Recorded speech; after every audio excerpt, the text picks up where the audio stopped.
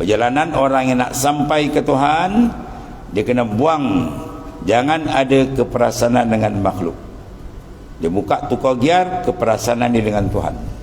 Selama ni keperasanan kita dengan makhluk, duk perasan orang, tu kau buang. Sekarang orang buang belakang, makhluk buang belakang, dia menghadap Tuhan.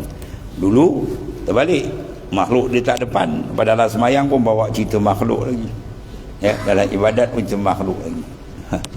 Lepas tu dalam zikir kena adab, buang semua, ya. Kalau dalam zikir kau main mesej jadah ya. Qalbi nak menghadap kan senang. Lepas tu jangan ada maknanya perkara-perkara yang membawa kita berpaling. Tutup. Kita nak menghadap Tuhan bukan senang tuan. Kau dalam zikir kau main mesej sama pada main mesej dalam sembahyang. Tahu? Kau sembahyang kau main mesej. Abu hukum itulah taraf. Kau nak menghadap kan.